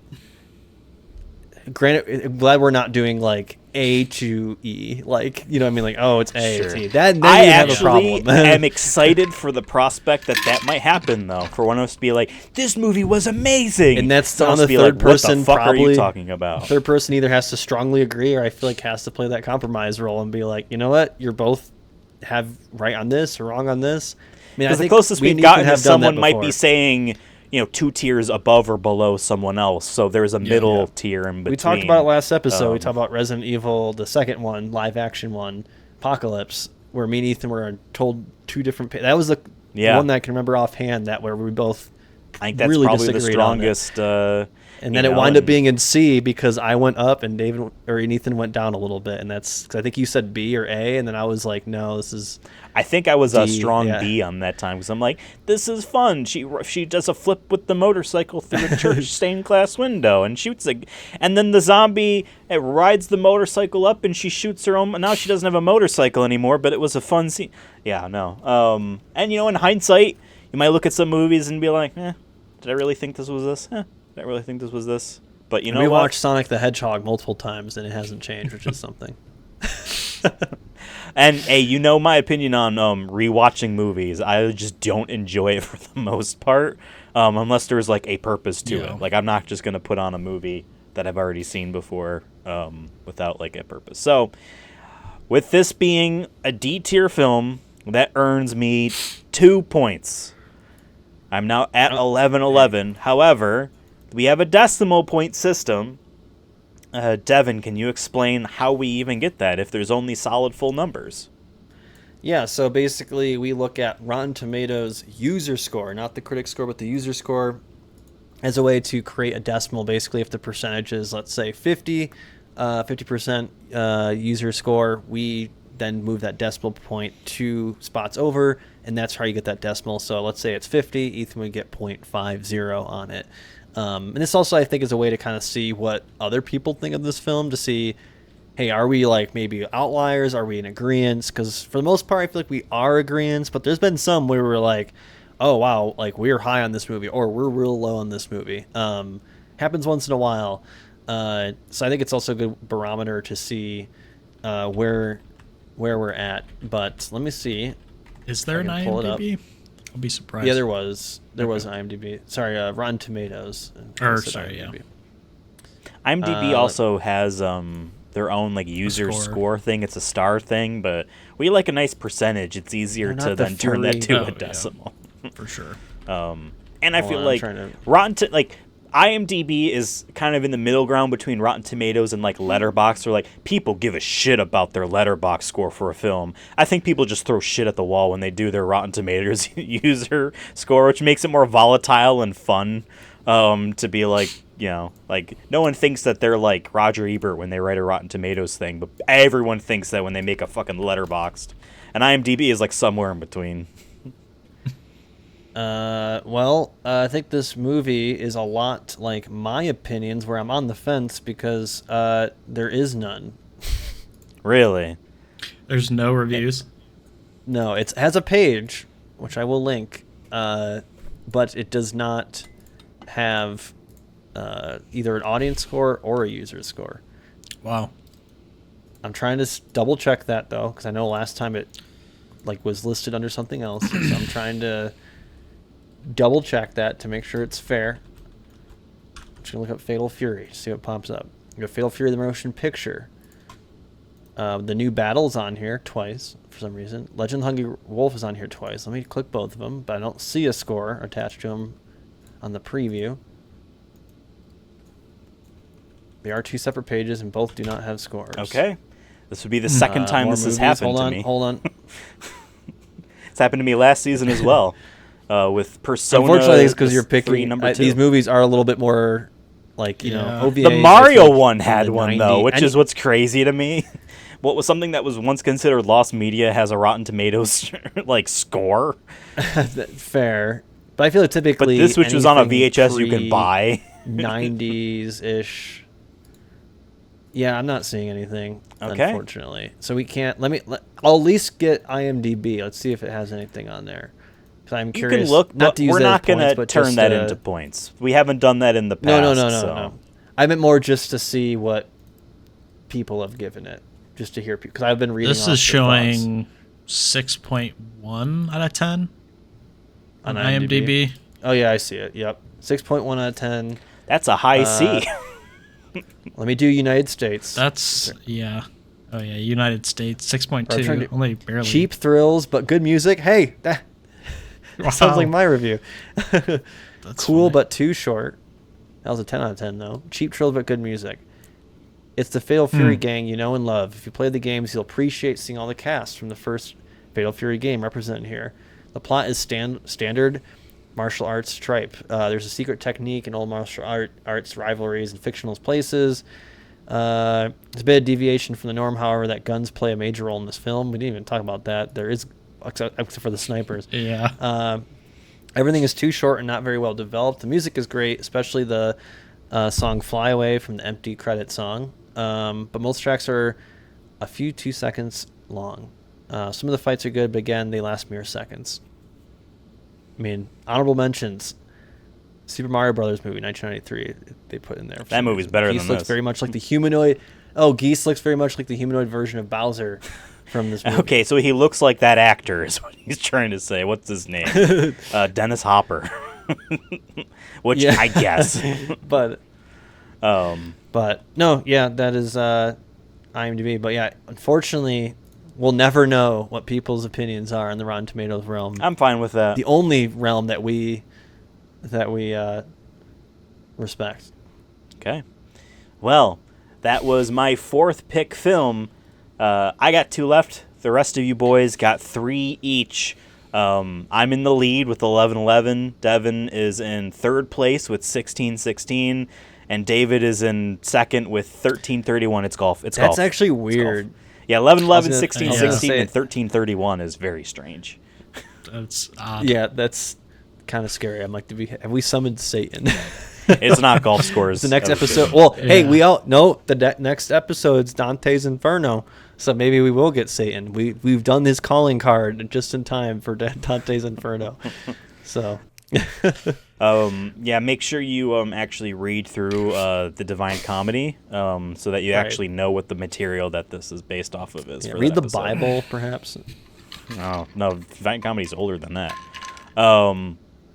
Okay, well, this has been a very fun episode, but it's not over yet. Obviously. Oops, that's the wrong thing. That was an end screen. I was like looking, hey, I'm using a different recording software here, all right? Obviously, it's time for everyone's new favorite game show, It's All Denim. I struggled to find a topic for this. I didn't want to do a who's who of the characters again. And I'm like, you know what? I'm going to mention on the episode how much I think it's kind of cool that it's just a dude in jeans as the main character. As Denim a fighter. was everything So this in the 90s, is so. all about denim. True. Okay. So this is going to be a very simple question and answer game. I'm going to ask 6 questions. There are 3 multiple choice answers for each. Our 2 contestants, David and Devin, are going to buzz in by saying their own name. If they get the answer correct, they will get 5 points. If they get the answer wrong, the other person has a chance to seal. There is a tiebreaker should we need to. And the last movie review episode, we did a game show where it did come down to the tiebreaker twice. And on that second one, we have decided that if it ever gets to that again, we are doing no one gets a new trophy, but we're each putting a trophy on the line. Which David is so much has, worse for both parties. but it makes it more exciting. It's like sudden death times 2. David has 3 trophies and Devin has 9. I'm going for 10 today, which is, baby. oh, It's boy. coming home. Insane. Hashtag it's coming So home. we'll see if Devin will get the illustrious 10th trophy on his list, or will David get to 4 and break the curse forever. Rules of 3s. Are you boys ready for It's All Denim? I'm just sad Jeans. I'm not wearing denim right now. Oh, man, me neither. Same. All right, here's our first question. Denim is made from cotton with a unique weaving pattern. The vertical threads are called warps and are dyed indigo, while the horizontal threads are called wefts and are what color? Is it A, red, B, white, or C, blue? David. David. I think it's. Well, now I'm second guessing. My gut says white. It can't be red. That's crazy. I don't even know what he's White. describing. I guess I just The blanked out cross there. stitching. So like as they layer them, he's saying like this, like up and down. I think he said was blue. Indigo. Indigo. Yeah. Okay. Actually, I'm gonna say blue. Sorry, I'm second guessing myself. You're going to say... Blue, final you're answer. saying that the... Okay. David says blue. That's why they final call answer. them blue David, jeans, folks. That is incorrect. Devin, you have a chance to steal. So blue jeans are a lie. No, half I the don't threads know. are indigo, and the other half are... It's gotta be white, right? C, white, whatever. Was that C? That was B. That was B. David said white. C with blue. White. Okay. Devin says white as his answer. Devin, that is correct. Dang, the second Congratulations. Wow, I guessing should have. cost- I know Yeah, it cost well, me. you just dropped the ball on that, David. I'm sorry. Yeah. Okay. You dropped Never that. go Devin is in against the my lead with gut 5 again. points. It's still anyone's game. On to our question number 2. This one's very simple. Denim was produced in what European country, or denim was first produced in what European country? Is it A, France, B, Spain, or C, the Ottoman Empire? Devin. Okay. I feel like I've heard this before, but I'm also mostly guessing here. But I'm gonna go with, where after visiting here, I am now claimed to be part of their nation. It is France. They just had the Olympics, and I think they probably made some jeans. I feel like they're usually pretty They fashion are forward. fashion forward. Yeah. So We're I'm not gonna go talking France. jeans, we're talking denim. Okay, same shit. I'm just the fabric itself. Okay. They seem Okay. yeah. I believe. Les denim. Devin says A, France. Devin, that's correct. Let's go, France. You never let me down. Just like you Hey, didn't let Dave, you this gotta step nation it up. down. You didn't let this nation down during the Revolutionary War and the War of Remember the 1812. advice I gave you last time? Be louder when you say your name. Okay. I didn't even On say to my name that question- time. I know. It's how quiet I On to said it. question number 3. Blue jeans are characterized by being made with both indigo dyed denim and what? Is it A, pre-stretched elastic, B, copper rivets, or C, pocket squares? David. Okay, David. Copper rivets. Right? You sure? I mean, yeah, that's like famous. Unless I'm going sure? crazy. I mean, Levi's copper rivets. What's your final answer? You're flip-flopping. Am I? I've only said one. What am I David says flip-flopping B. between? I'm just messing with you. Because you're right. It is copper rivets. Okay, thank you. Oh, phew. Okay. All right, coming back. We're halfway done. David, you can easily clinch this victory and get yourself a 4th trophy. You know I'm rooting for you. I need it. Just Yeah, like how I'm you were rooting for rooting me. for my movie to be an S rank. Yeah. Our 4th something like question. that. Our 4th question is this: Levi Strauss and Jacob Davis patented blue jeans in what year? Oh God. Is it A, 1873, B, 1798, or C, 1907? David. Devin. We're going to have to roll back the tape. I think it was David. I said it on my end before him, but I know it's a new Well, Discord sure, call, that's how so- Discord I works. said- I'm the one that yeah. hears you both at the same That's delay. fine. I always That's say fine. it before you when Ethan calls you. So In maybe my I'm getting, end. I'm getting the bad latency. Yeah, that's what it this feels time like. around. That's what it feels like. Are we going with me then, or no? I'm going with you. 1907. David Great says year. C, Fantastic 1907. year. David, that's incorrect. What? Devin, you have a chance to steal. It's crazy. A, and once I heard 19, I knew I was gonna go with A because Hmm. Okay, this is random, but I think I watched a documentary on jeans and like where they come from, and I could have sworn it was 1800s. So I'm gonna go with 1800s because I think farmers used them a lot, and they became kind of also a wild Western expansion kind of staple. So, and that was around starting in the 1800s. So I'm gonna go 1800s. Okay.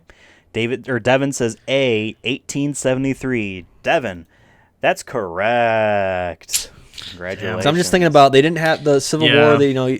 If the denim was around then, which is a little bit around this time, how cool would it have been if they had enough denim that the Union could have been all denimed out? That'd been fire. Like Denim jackets, denim pants. They would have won the war a year earlier Yeah. if they had denim. It would have been durable.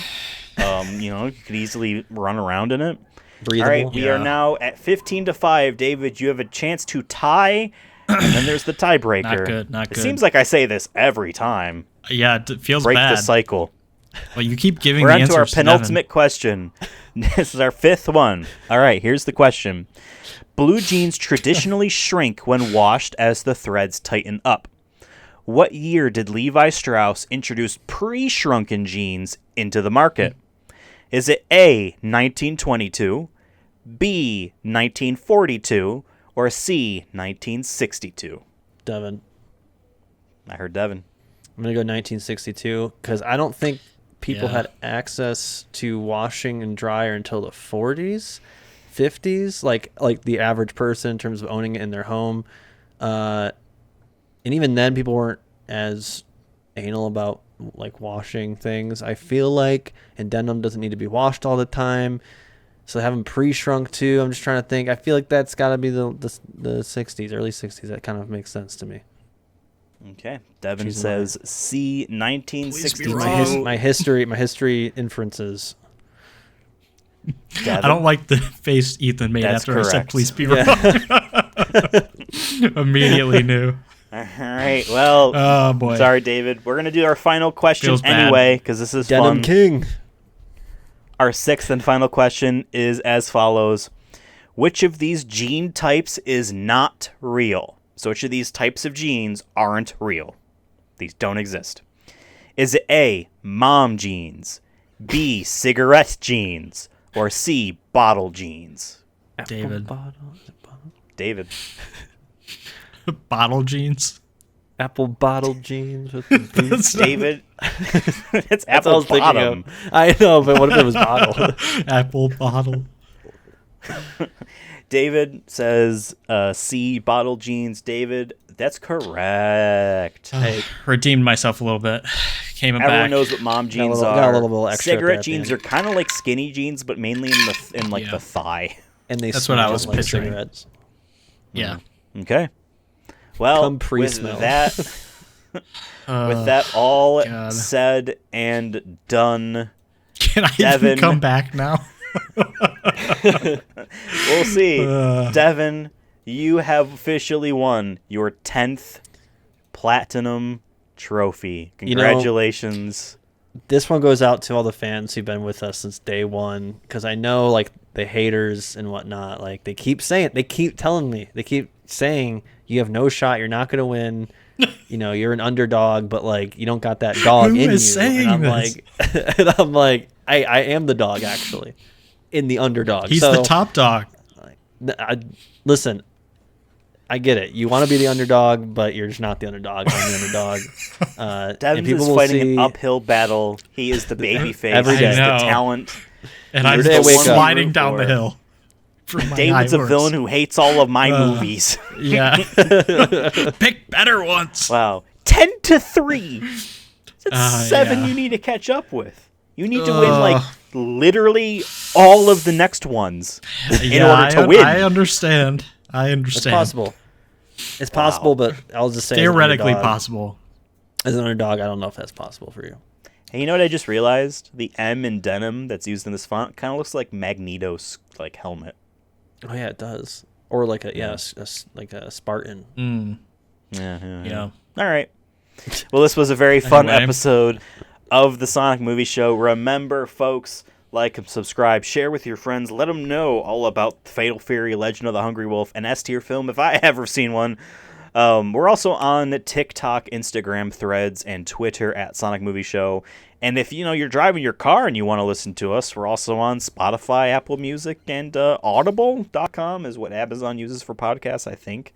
We're on some Amazon feed somewhere. I doubt anyone uses it. But yes, let us know what you thought about this film. Let us know what you think David needs to do in order to win it all in the end. And who was right? Terry Bogard Me. or Andy Bogard? As we always like to say to end out this episode, wolf out. Yeah, we didn't even talk about that. Who's the wolf? Bye.